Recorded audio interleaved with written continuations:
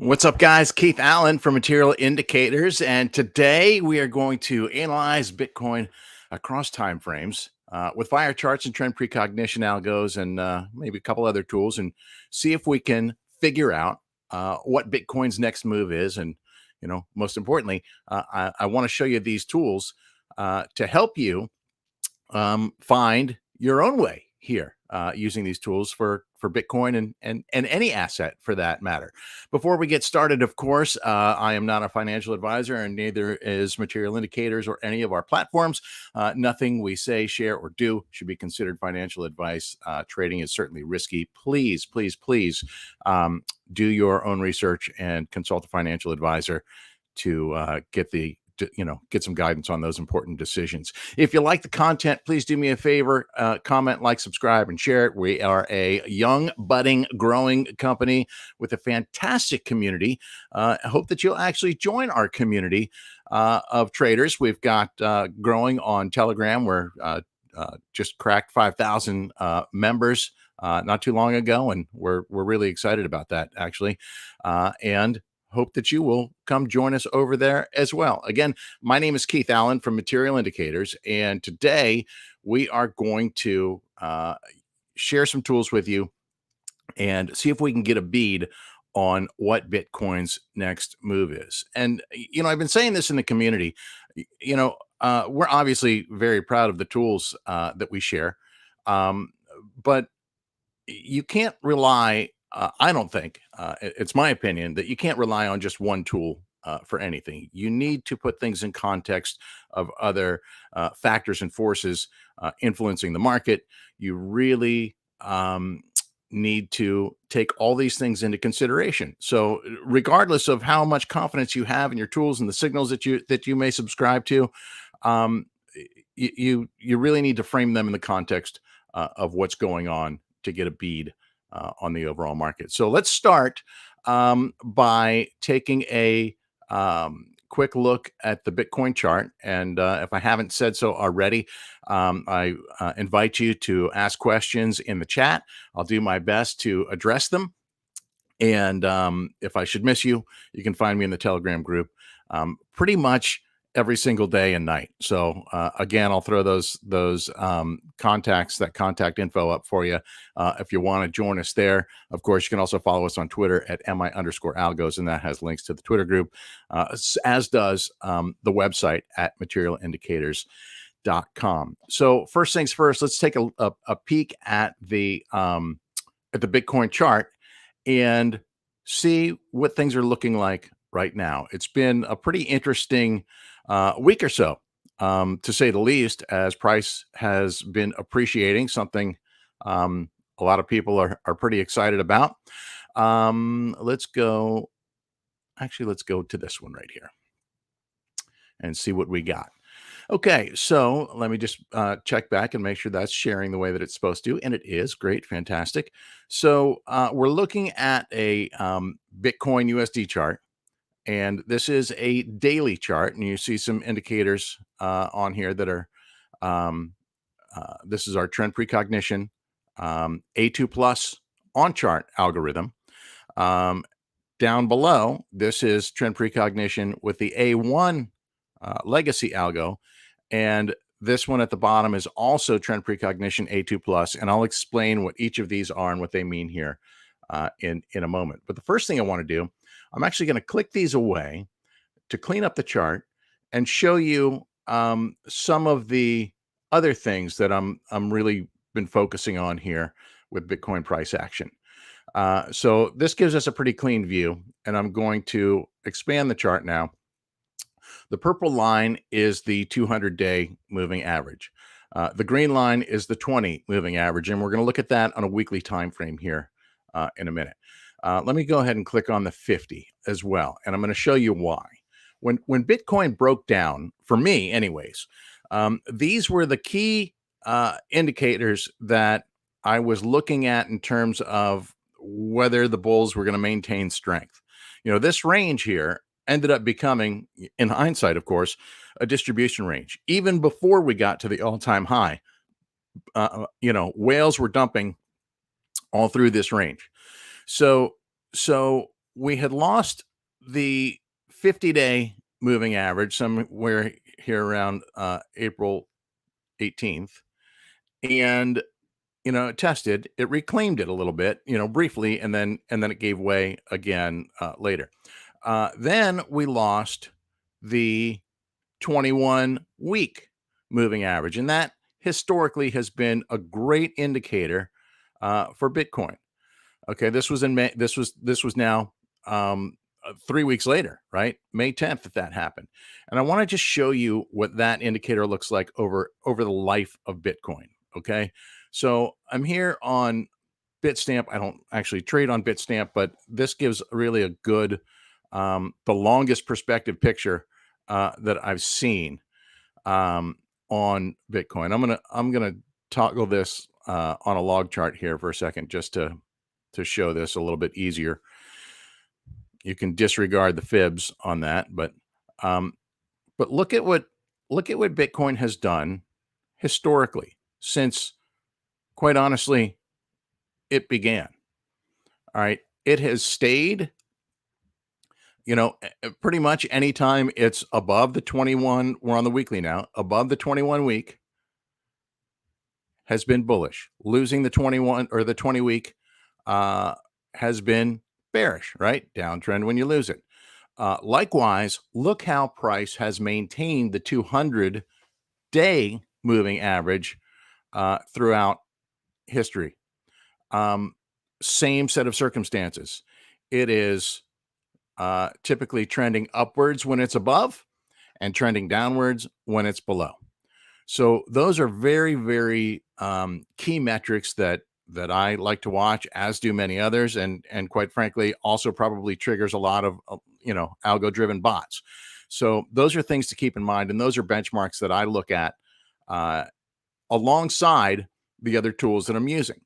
And I mention this because at the top of this, I talked about um, using a number of tools to put your signals in context so that you're not just looking at any one thing. I'm gonna switch this back up to a regular chart here because I now have, we're going to speak to something else that's also rather popular, and that is Fibonacci levels.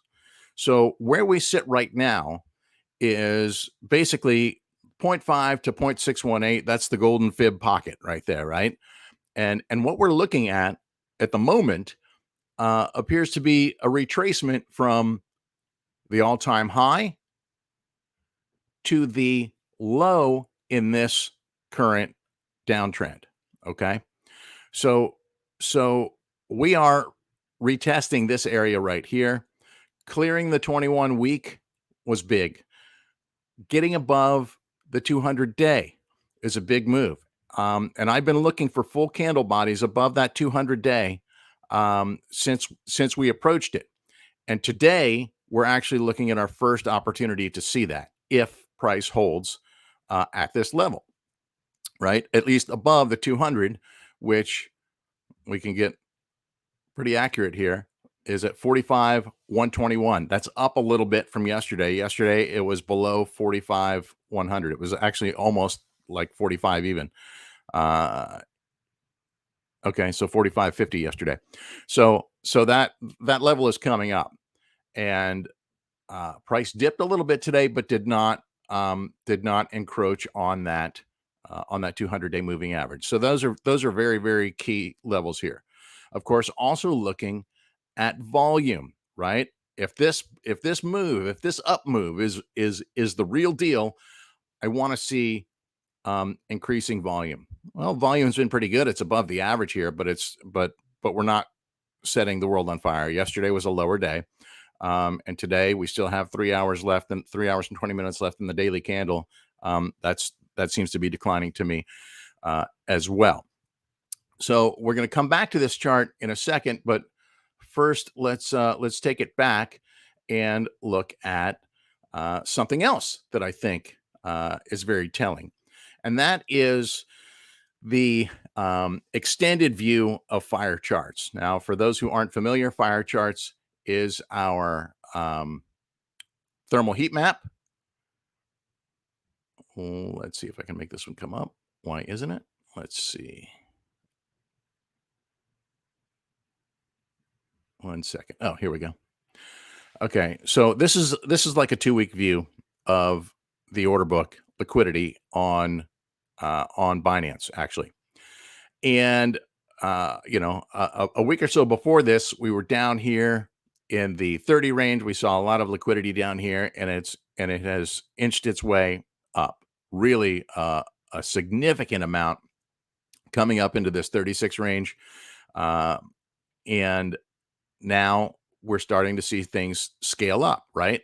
Price moves away, price is attracted, but it also, price is attracted to liquidity on both sides, but it also, like a fire, will jump away from it, trying to get, um, you know, um, buyers see this as strong support, which it is, and should be considered as such, but also considered as liquidity that aims to get filled. Now, sometimes we see these things, move around and spoof a bit where they don't really aim to get filled, and other times they do intend to get filled. So, speaking to that, yesterday we saw this big cluster right here, right above 41,000 level. Uh, Somebody in the channel said, "Oh gosh, they just rug pulled. They spoofed. They spoofed the orders. They didn't actually spoof. They laddered it up here. They laddered it up to this level in a range, looking more intent on getting filled, and now it's kind of diffused a bit here. So now I want to look at actually a live fire chart and see if we can interpret that any better, and we can zoom in on our last 24-hour period and see what that looks like. So let me share that screen with you. And again, if you've got any questions, feel free to share them. All right, and I'll do my best to comment in the chat. Let's check right here and make sure nobody's looking. So I want to. All right. So, for those of you in the community, we certainly do appreciate you guys, and appreciate you watching. If you have any questions or comments, please fire them away in the chat, and I will do my best to address them. If I miss you, I'll get back to those and address you in the Telegram community as well. So let's go ahead and call up a live fire chart and see what that looks like in our current situation here. I'm going to share the live app. And for those of you who are existing FireCharts subscribers, you know what this is all about. For those who may be new to it, this is actually the first generation of our, or first release, I should say, of our live FireCharts web app. And we have a new release coming out very soon that is really going to be exciting. And I'm looking forward to being able to share some details on that with you. But this is updated every 5 minutes. Blue line is the price line. The colors are liquidity. Here's where it's scaled, so you can see the brighter colors is the most liquidity. And with the tag tool turned on, we can see that this is about $20 million worth of liquidity. But now look, it's thinning a little bit. So where did that 5 million go? Did it get moved up, or did it get pulled? Let's see if we can get a better view. Maybe they feel like they can open the door and price might move up. Meanwhile, we also see some of this activity right here, which looks intent on pushing price up, but also maybe not so intent on getting filled. This may have been filled, but it may have been a spoof. I have to look at that a little bit more closely and see. So let me just get a live update. Make sure I'm looking at current prices. So look at this uptrend right now. Look. This is the CVD, and it's binned by order class, by the size of the orders. Smallest orders, $100 to $1,000 orders are the orange ones, and the largest are brown whales and purple whales. Doesn't look like brown is in on this move right now, but purple is up, red is up, green is up, and the overall CVD, which is the cumulative, which is the blue, is up. So they are trying to push away at this liquidity right now. This is a very bullish move at this point. But we also have some liquidity cleared out here below, which means there's room for a free fall although not very far, right? So we've seen this liquidity moving around here the past 24 hours or so. And let me see. I'm going to zoom in tighter for you so we can get right up on this. Let's just take it to this range right here. Okay, so we've seen a lot of these orders getting filled up top here, right? That would be sell orders above the blue line and buy orders below it. And we see some movement in the price levels. I'm going to turn this price tag tool off now so that it's easier to see. Oop, didn't mean to do that. Took me right back to where we started. Do that again. Sorry about that. So you see a lot of liquidity up there in the $50,000 range. That's obviously a target that a lot of people are eyeing. And look, so we also see chunks dropping back down here, anticipating a fall. Because if price should make it down here, right? If this gives way and price falls, we have 5.8 million here. We have another 10 million, 11 million here. If price falls through this or this gets spoofed, then you got a pretty easy drop down to the 43 range. There's more support below it, but that's certainly something to consider. So now I want to go back to the chart, and let's look at what Trend Precognition has to say and see if we can get any clues from Trend Precognition. So let me share that screen again with you.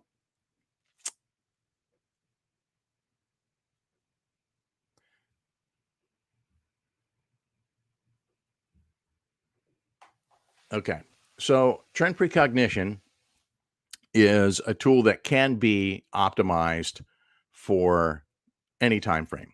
All right, ideally, and by default, it's set to high time frames.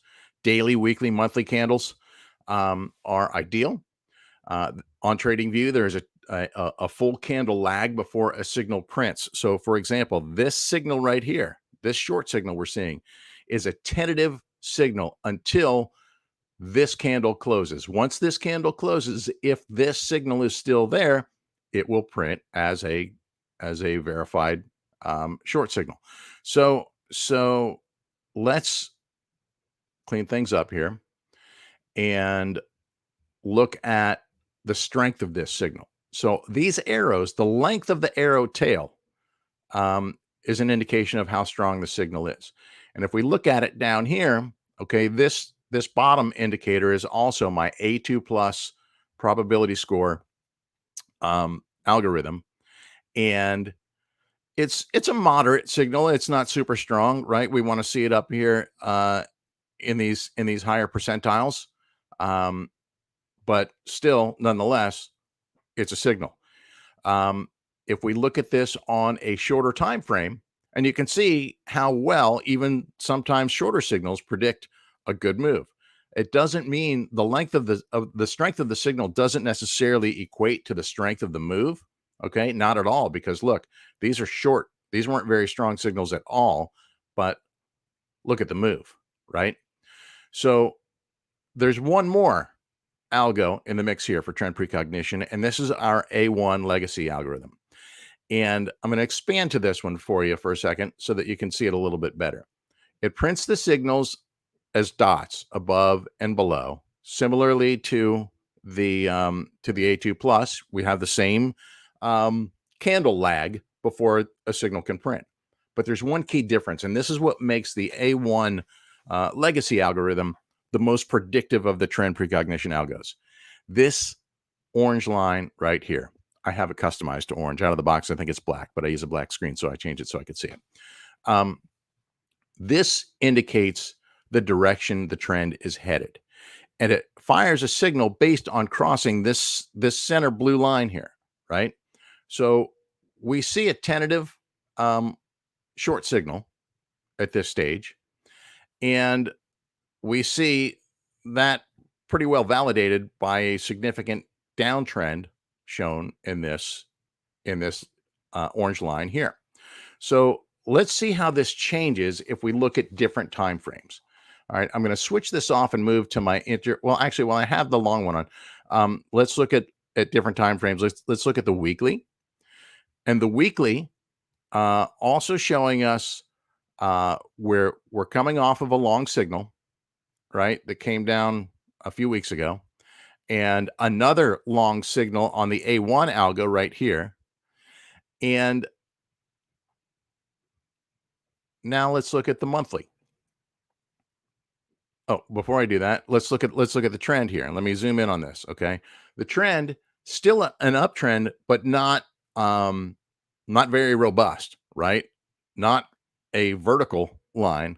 So this is not sideways, but it's slightly trending upwards. So that's still upwards in my view. And now let's look at the monthly. Now look at the monthly trend.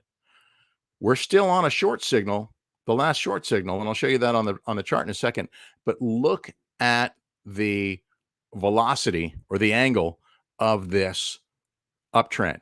Okay, it won't fire a signal unless it crosses this line, but it is certainly looking like it's showing some strength here. So now let's look at that relative to the price action and the more recent signals. Okay, we are on a monthly long. That is this signal actually will not be printed until this candle closes. Okay, and it's not a very strong signal, but we like the angle of this A1 algo here. And on the weekly, same thing, right?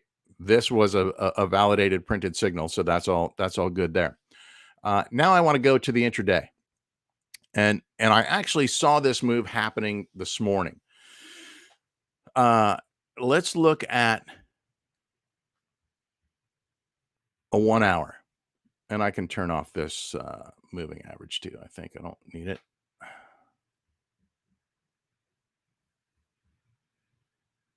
Just get this all out of the way. Okay, so I saw this signal come in this morning, and that wasn't this morning. That was a different time frame I was looking at actually, because that was a few days ago. But because we're up on this 0.5 fib and the 200 day moving average in here, this was a tight range. So I was reluctant to long from here, despite seeing this, because well, quite frankly, I'm fading short up in this direction. So this signal also, this was a really good one. This was before we got up in this range. This was the move from 43. Very strong signal there. It would be validated here. So even if you got it on that candle open, which was at almost 44,000, that's still a pretty good move. That's still 6%. Okay, so keep that in mind when you look at these signals and the strength of them. You've got to consider all the other factors here, right? What's overhead? And one of the things that I love the most is using FireCharts to see where that liquidity is and have a good idea of what I think is going to happen.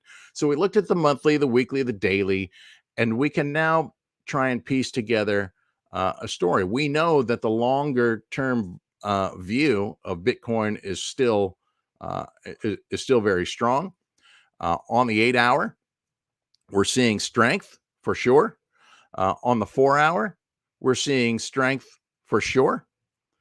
And quite honestly, it's only on the shorter time frame that we're seeing this chop, and we're seeing indications that we might see a pullback. Now, if you marry that information alongside the narrative of Bitcoin being up near the 0.5 fib, seeing that resistance on the 0.5 fib, and watching the volume profile, another really, really key metric. And this is another thing that I've been watching, and I want to share with you actually. So let me switch that one uh, let me switch that back on. Um, for any of you who don't use VPVR, which is a volume profile, uh, I encourage you to check it out because it can also give you a lot of insight to what is going to happen and what has happened in the based on what's happened in the past. So let's see if I got that right here. Yes, I do. Perfect. So something I've been looking at here is where has been um, where has the liquidity been and where has the distribution been um, in history of what we're looking at in the history of these moves. Okay, so obviously a lot way down low, but ever since we cleared the I'd say the 20K mark, uh, you know, the game has changed a bit, right? So now the point of consolidation is here in the 33,000 range. Um, and this is all post 20K, right? This is all after crossing north of 20,000. Um, we saw distribution um, in this range, and a way that you can tell that using VPV, using the VPVR, is to look at the values here on the side. Right, you get a visual by just looking at the color bars. Yellow is the sell side, blue is the buy side. Look at the values. Right, the side that's higher is the side that dominated. So at this level at 58,000, there was more selling than buying. It was very close here at 56,000. It was buyers had the advantage down here at 55, right? So there's a distribution range, and this will you can kind of adjust your ranges here. So there's a range up here, which basically, and I'm just going to draw a box. Um, there's I'd say I'm just eyeballing it right here, but you can see down here as well. So this was a distribution range even before we got to the all-time high, right? Whales were selling in here. We dipped, then people really started to panic, right? A lot of big dumps here, more selling and chop through here. They drove it back up, and more selling.